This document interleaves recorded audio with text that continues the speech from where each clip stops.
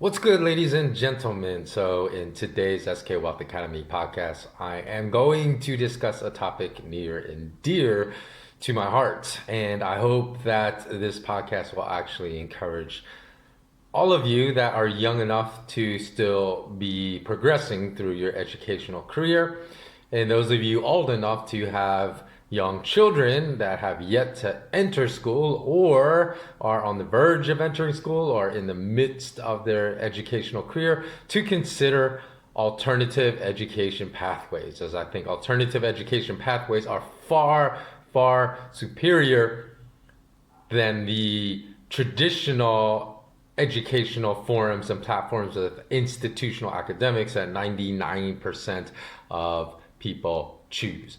So, what am I going to discuss today? I'm going to discuss the number one problem with university education today, whether of an undergrad or a graduate level. And this was a problem that was exposed and actually very likely to have been unintentionally exposed by the parasitic ruling class as a direct consequence of their global economic lockdowns that are still ongoing right now. Why would I say unintentionally? Well, of course, the exposure of the institutional academic system's faults would be unintentional because a parasitic ruling class throughout centuries has funded the creation of the global institutional academic system, and that's one of their primary platforms they use to indoctrinate us, to behaviorally condition us like Pavlovian dogs, through the Hegelian dialectic, and through Skinnerian conditioning, through appealing to cognitive dissonance, confirmation biases, and on and on and on. So they would never want us to learn that even their allegedly elite academic institutions, of which I was dumb enough to attend and waste my time and money, that charge anywhere from $80,000 to $120,000 a year for tuition, room, and board, have an extremely low return on investment on this particular investment, with very low utility of the knowledge dispensed to students in these programs. I know just because I went to one of these elite academic institutions does not mean that I came from like a very wealthy family. All it means is that it put me into extreme debt. So there's also a very interesting consequence of the parasitic ruling class's unnecessary economic lockdowns that are an absurd reaction to the very mildly dangerous coronavirus, meaning that the virus is only mildly, a little bit slightly more dangerous according to all the science and facts we have right now than the common flu. But stay tuned to the end if you want to learn about that, because this has sparked a movement of rebellion, resistance, defiance, courage, and freedom among the poor in many nations who have realized that the ruling political class view them only as an asset as far as how their labor can be exploited. In other words, the ruling political class will view the poor in their nations as disposable capital to be exploited and then thrown in the garbage once their labor has been exploited, and the poor are now rising up. So I've been really impressed with the fact that I've watched interviews in which a lot of the poor in a lot of nations have shown a greater degree of education to politics than the middle class and very wealthy in their own nation. They understand the truth a lot more because, of course, when you're oppressed, you're more driven to discover the truth and to educate yourself about the truth. Whereas I feel like a lot of the wealthy and the rich in a lot of nations are completely brainwashed because they're not being affected by these economic lockdowns. There's like, I don't see any oppression. I don't see any, any reason to protest. So it's just like their ignorance is overwhelming in many aspects in comparison to the poor. But let's return to the main topic at hand here, which is the number one problem with university education is the lack of utility of the dispensed knowledge in the real world. That is a result of the unforgivably slow reaction in revamping curriculum that has become severely outdated in a rapidly changing world. And that slow reaction is part of the problem on behalf of who? Of course, the university presidents, the university administrators, university boards that typically only care about growing their endowments and don't care about the quality of education as long as the money's pouring in. But that's why I say this period of global economic lockdown has exposed the problems, the systemic problems with the entire institutional schooling platform around the world, because a lot of people, a lot of students now are realizing the extremely low utility of the knowledge being dispensed to them because they're being forced to stay at home, be educated through Zoom conferences, and they're like, what is this garbage? We're paying $80,000, $100,000 a year for this garbage. So in response to that, actually, I've added one more course to my SK Wealth Academy. So it's now 21 courses instead of 20. And it's some of the things I've learned. So I haven't finished writing it just within the past 180 days. So I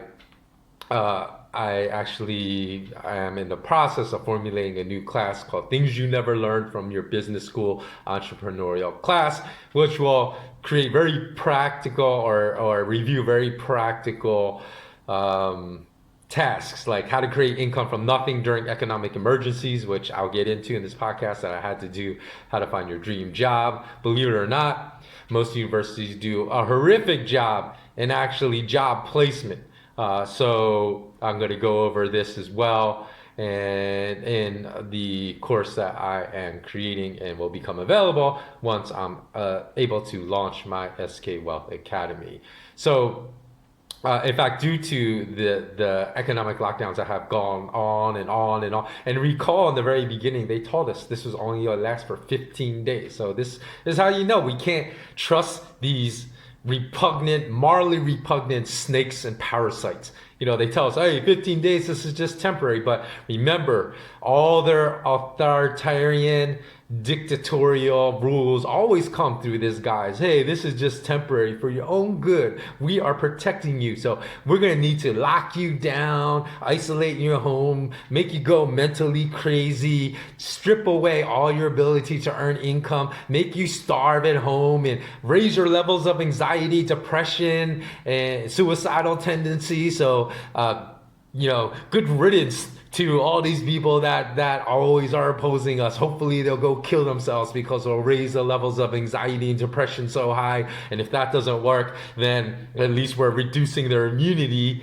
to this virus by keeping them isolated at home, not socially interacting, as all humans need that social interaction and whatnot. So, of course, the 15 days turned to a month, turned to 2 months, turned to 3 months. Now I'm on the 6th month of my travel lockdown, unable to return home right now as I make this video. And in fact, due to these virus lockdowns, I had a few friends that decided to go back to school because they're like, I don't know what to do. So they went back and decided to get their MBAs, which I tried to warn a lot of it's a complete waste of your time. In fact, you're probably going to get a negative ORI on your investment. But some of them still, we're so brainwashed, we can't get beyond that. Well, look, it's going to help me in my career because having this degree, I see all these corporations always advertise MBA for these positions. But once some of them showed me their course materials, I almost fell out of my chair laughing because nothing has changed in the deliverance of information to them as compared to when I was going through my MBA program, which is so long ago. So someone once said, stuffing your head with 1,000 facts doesn't make someone intelligent. Though a lot of people today are so brainwashed, they think, I have all this knowledge in my head. I'm so smart. I'm smarter than you because I just read a bunch of facts and memorized it. Now I can vomit it back to you. But that does not reflect intelligence at all. And then what is needed today? Yeah, abundance of intelligence is necessary to survive today due to the onslaught of obstacles that we never faced before in our lives that are being imposed upon us by the parasitic ruling politicians, the parasitic ruling bankers. Now, billions of us around the world, unless you're part of the ruling class, you're not going to be watching this if you're part of the ruling class, have unnecessarily suffered from these absurd economic lockdowns that have permanently shuttered millions of small businesses around the world and resulted in some nations' political authorities absurdly allocating law enforcement resources. Instead of going to find the real criminals that murder and rob people, they have sent them to go harass and intimidate elderly women. Like, I'll put a link below. You can see in the state of Victoria in Australia. I'll put a link to a video which there's five cops. It's necessary for 5 cops to arrest 2 elderly white-haired women who were simply enjoying a pleasant conversation with each other on a park bench. And they started screaming at these elderly women because they weren't wearing a face mask. So, this behavior of meeting your friends in a park and talking to them that was once allowed when we were free, apparently now takes 5 cops to prevent this dastardly immoral behavior that's going on. So the second coming phase of the global economic meltdown that began in 2008 but has not yet reached its conclusion. I thought there was a chance at the start of this year when U.S. stock markets and other global stock markets started crashing that it would, we'd be full blown into it now. But as you know, the U.S. Central Bank then intervened. They gave trillions of dollars every week to the U.S. banks to prevent to solve their liquidity crunch. Some of you probably saying, what? The U.S. banks had a liquidity problem? So people don't even know. You know why you don't know?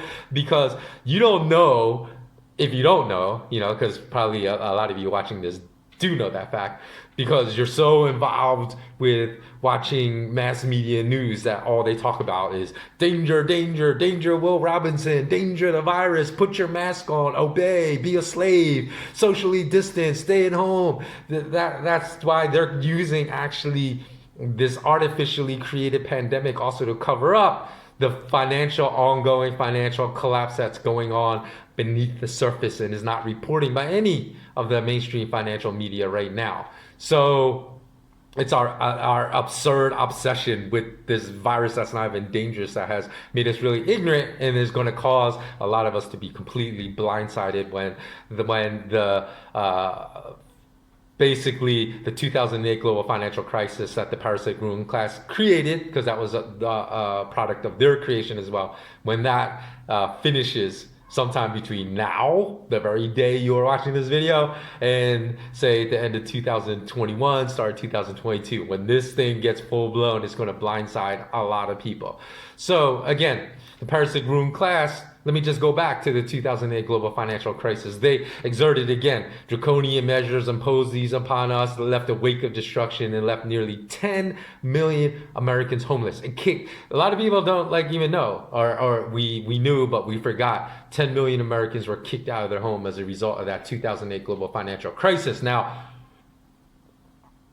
I don't want to always just emphasize, because I was born and raised in America, the tragedy in America. There's tragedy all around the world. It was a global financial crisis, just not American financial crisis. So millions more around the world suffered the same fate. And even worse, for the poorest, there are probably hundreds of thousands that starved to death that weren't even reported by the mainstream media. Because if you're poor, you're already homeless, but then you don't have the money to eat. And that's exactly what's going on even today with these unnecessarily imposed economic lockdowns by the parasitic ruling class, because they have not doubled down, they have quadrupled down, because it's being estimated right now that 40 million Americans may lose their homes. Because in every single state, I saw a map, right, of the percentage of Americans that are unable to pay their rent as of right now, as of today. In every single state, it was almost 1/3 to more than 1/2 of all renting Americans could not make their rent. So given that, and all the other Americans that have not paid their mortgages for months because they have no income for 4 or 5, 6 months, It's been estimated 40 million Americans may lose their homes as a direct consequence of the unconstitutional, unlawfully enforced economic lockdowns by the piggy class all around the world. I say the piggy class because I'm not just referring to cops. I'm referring to the political parasitic ruling class. I'm referring more to George Orwell's Animal Farm. Although I think the pigs in Animal Farm, I read that book so long ago, were actually the ones that I think it was the pigs. I can't remember who it was that were the ones fighting the draconian measures, what animal it was. I don't think it was the horses or the sheep. There were pigs. Man, I can't remember. I read that book so long ago. But I probably should read it again because I'd probably be astounded at the parallels between Orwell's Animal Farm and what's going on today. Maybe the parasitic ruling class used Animal Farm as a blueprint for what they're doing today.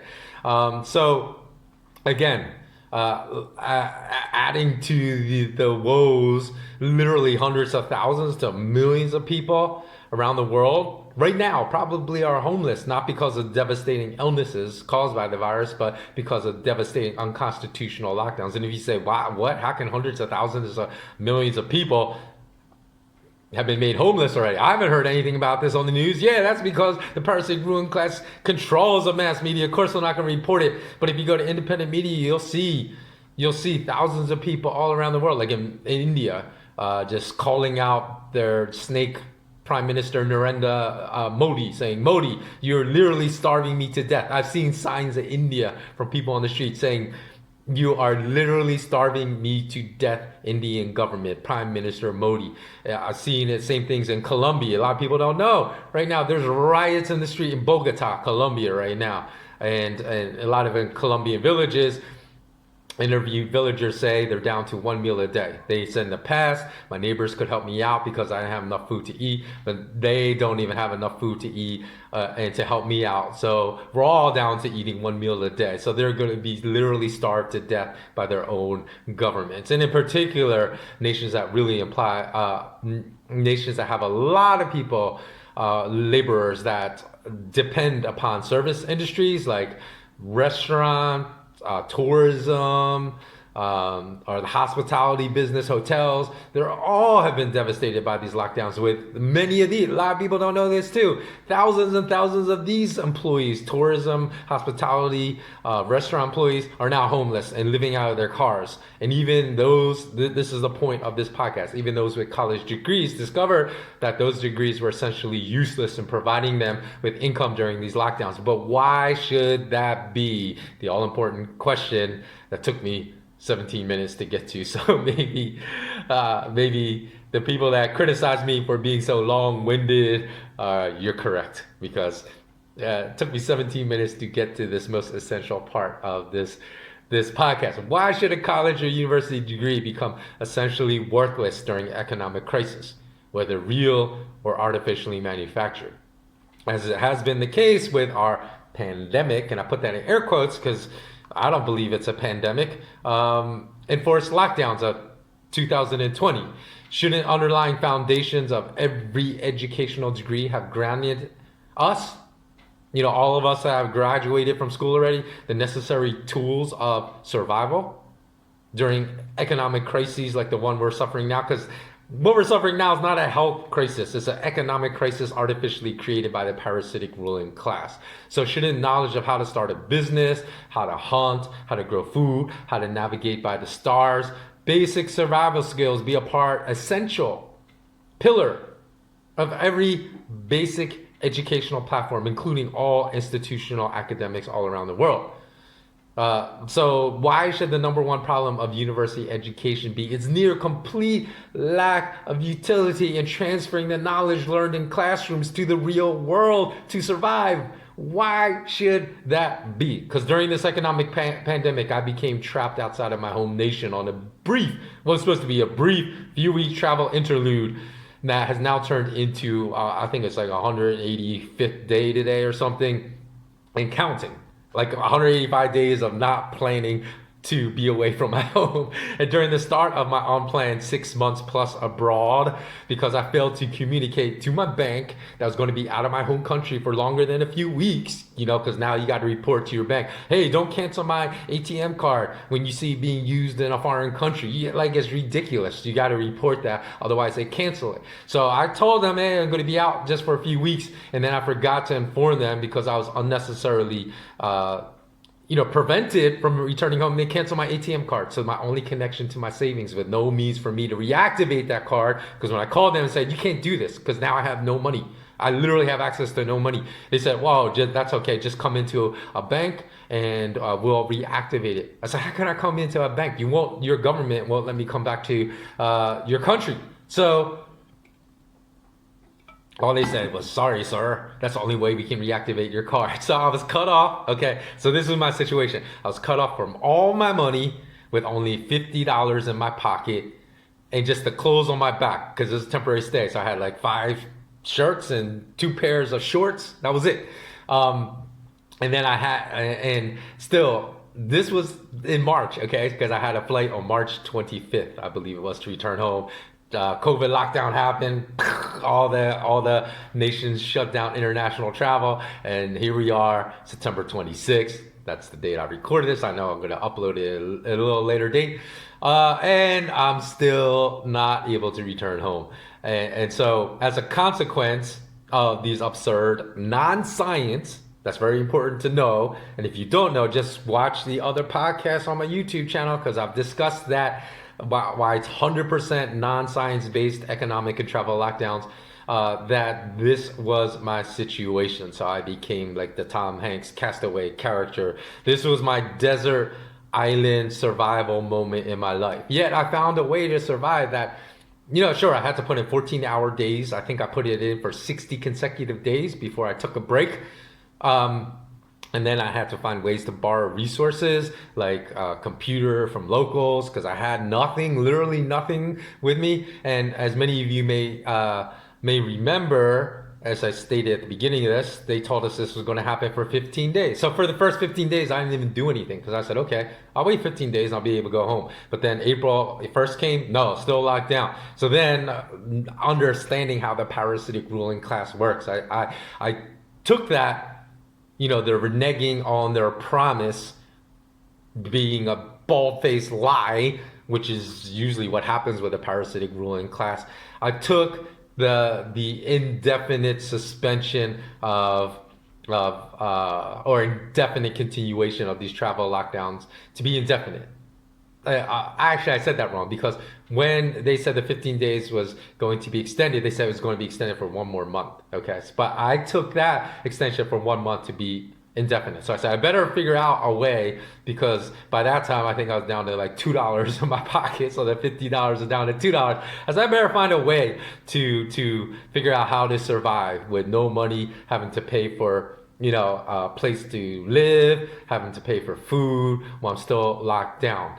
And I depended upon my creativity to launch a plan to deliver financial services through online, because how can you reach the most people online, delivering services online to reach hundreds of people I'd never met before. So I can unequivocally state that I accomplished this feat of knowledge and skills that gained completely outside of the institutional academic environment. I didn't learn any of these skills in the classroom environment from age 6 when I started kindergarten to age when I graduated business school, like age 28 or 9. So even though I graduated from an Ivy League school and possessed 2 master's degrees, including an MBA in finance, none of that helped under these emergency conditions.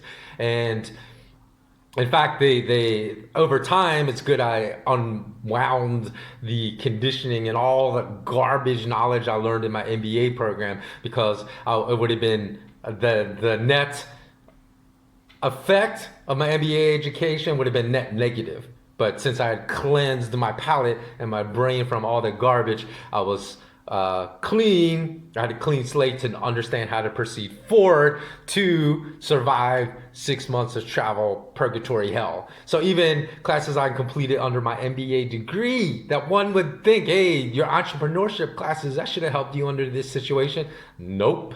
Because again, many may disagree with my assessment that the majority of information dispensed to schools should be applicable in the real world. But when I have entrepreneurship classes that count nothing under emergency economic duress, why would anyone take a business degree? You know, for those of you that disagree with my stated mission for education, that everything should be applicable in the real world, what's the value of an academic business degree if it provides one with zero tools for survival during a severe economic crisis like the one I faced? So, for example, let me explain why the entrepreneurship class would, provided no advantage to me to survive under these conditions.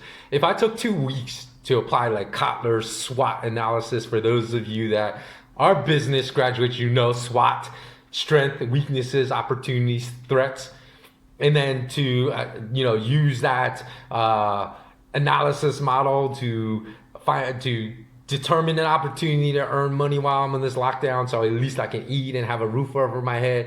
And then took another month to run focus groups to hash out my target consumer, what was my ideal demographic for who I'm marketing to, and then engage in a marketing plan and then a marketing campaign and launch, all as I was taught to do in business school. I definitely would have ended up on the streets. Not even just right now. I would have ended up on the streets 5 months ago instead of making this podcast 180 days later, supported with a brand new revenue stream created from my rapidly constructed venture creation. And I'm sure that some of you that have contributed to my rapidly constructed new revenue stream are watching this. So you have my undying gratitude for coming on board with me during my journey. So a big up, many blessings to you. So secondly, one literally could spend just $80, buy a couple books and learn exactly what I learned in my entrepreneurship class. So given that the cost per tuition, room and board at top schools, like the business school, my alma mater, Wharton, turns out to be about $10,000 per class unit. Why would anyone spend $10,000 for information you can learn by buying a couple books for $80? Why not save $9,920? So just this past month, someone that attended a top MBA program in Asia, and it's at only a cost of less than a third of Wharton because she's paying $3,000 per class, asked me to help her with the class because she was having problems with it. So she sent me some of the course materials. After looking at 30 pages, I discovered at least 4 massive mistakes in her coursework, and she's paying $3,000 for that. That was a joke. I literally told her I would pay about $4 for this class, not $3,000. And in reality, I would make them pay me like $3,000 to take the class because it was so unhelpful in the real world. And what was wrong with it? It wasn't just wrong in Asia. It's the same things I learned that was wrong in my MBA program in the United States, same things that will be wrong in the MBA class in Spain or in Germany or in France or in South Africa or, in Brazil, in Colombia, in London, in the UK, anywhere. It's the same mistakes. They teach theory that doesn't apply to the real world, and since theory's been around for 100 years, they never update how things have drastically changed with technology in today's world. So you graduate thinking, oh, this is how price mechanisms work, this is how the business world works, and it doesn't work anything like that. So it's just so frustrating because when this friend that asked me for help, I told her, don't waste your money. Why are you going to waste $30,000 to learn a bunch of bullshit that's only going to put you 5 steps behind the 8 ball? It's not going to forge your ability to run a business. But again, we've been just conditioned. Oh, the more degrees we get, the more money we'll make. So it's just good to do this. So instead, what I did is I took the skills I learned from running my first business, and within 24 hours, I narrowed down my identified opportunities. I had to run that stupid Kotler SWOT analysis. Narrowed it down to 2 opportunities to create a recurring revenue stream that would support me for an indefinite stay. Not just something that would create money for me within 2 weeks, but for an indefinite stay. And I chose the better one out of these 2 within 24 hours and immediately engaged in my plan to tide me over. Before that 24 hours, it wasn't even up.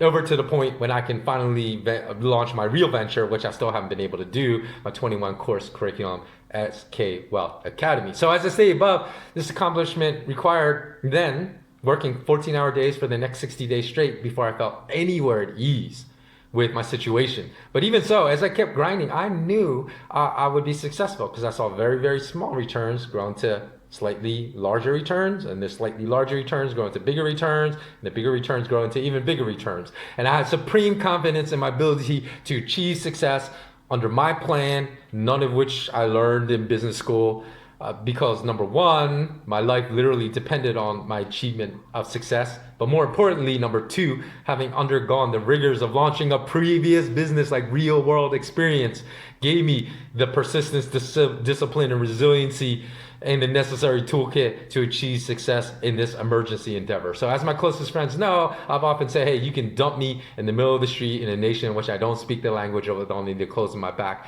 And not only will I survive, I will eventually, after I go through that initial hellish period of survival, I will initially thrive. I told them that, and I think actually I've proven that because I just went through that situation basically right now. And so, because, with just $50 left in my pocket, I would have been out on the streets, if I hadn't figured out how to solve my dilemma. So again, what else I'm just looking at my very skeletal outline of topics I wanted to cover here. So, sorry. Okay. Oh, I was going to say, the other thing that MBA programs fail to achieve is even the simplest of their missions, which is job placement, right? Singular thing they're supposed to accomplish for its graduates is to put them in their dream jobs upon graduation. So while I was still willing to work for someone else, which anyone with entrepreneurial aspirations should not be willing to do, because the lessons I learned from pursuing my own business were absolutely essential to my survival during the last 180 days. I don't think I would have survived had I not been an entrepreneur before this period. And again, because everything I learned as far as creative, stick-to-itiveness, persistence, discipline, I didn't learn that in the MBA program environment, the classroom environment. So although that should be an essential part of every MBA program, it's prominently absent from it. So most people don't even realize, like I said, going back to the job platform point, the best jobs in every company are often never publicly advertised, as firms' hiring managers often attempt to fill such positions from the inside. And even then, when I worked at corporations, I discovered when I befriended the recruiters at that corporation or the hiring managers that many of the best positions were not even advertised on the private, not available to the public internal intranet corporate bulletin boards that listed all the positions available within that company. So the only way you could figure that out was by talking to the hiring recruiters at that firm. So simply scouring job networking sites or hiring a headhunter to look for jobs, you're going to miss the best jobs out there that you're seeking. You're not going to see a single one of them. So, and you're not going to receive a single interview in your pursuit of your dream job. So I actually found employment once. Let me tell you how I found employment once. And this is a model I repeated over and over when I was still willing to work for other people in my younger years.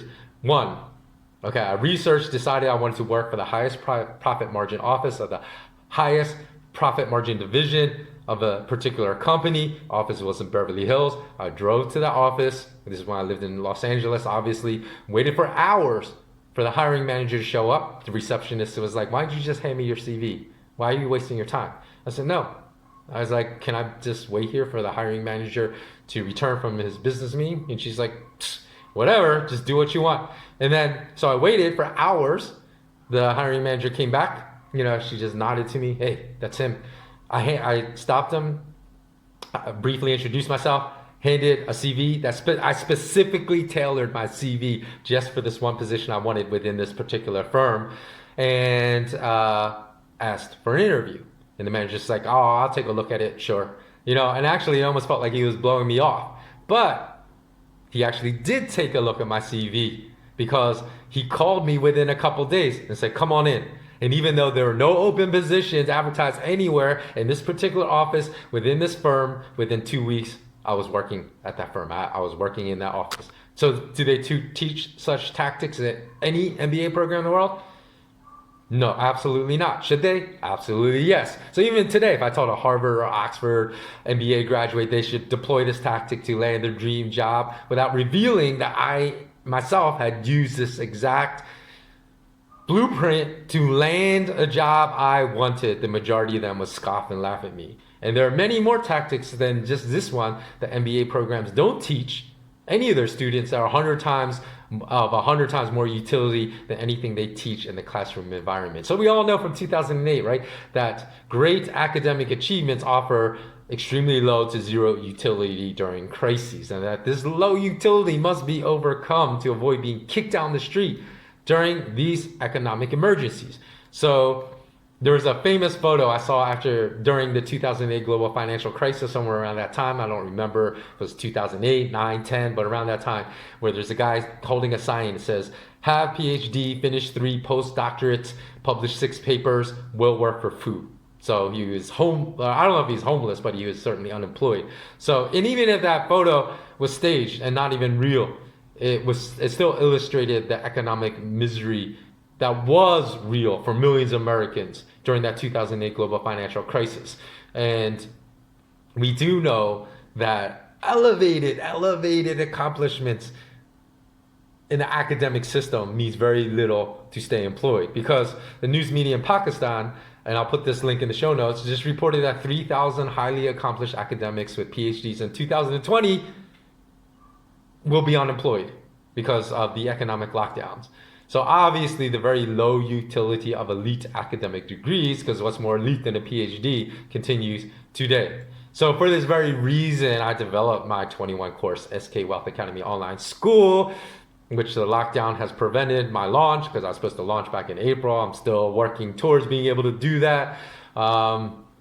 And I specifically ensure that all the knowledge contained therein is applicable in the real world. So it's applied knowledge, just not this theoretical garbage knowledge that's a very low utility. And I only included it with knowledge that's lacking in nearly 100% of all MBA business programs around the world. So you won't find the knowledge on my school in any MBA program in the world for the most part. You may find it in like 0.5% of MBA business programs, a couple of the courses, but you're not going to find the knowledge. You won't find 80% of the knowledge in my classes in 99.9% of the MBA business programs in the world, because I particularly developed and tailored my school to be devoid of time-wasting, low-utility knowledge.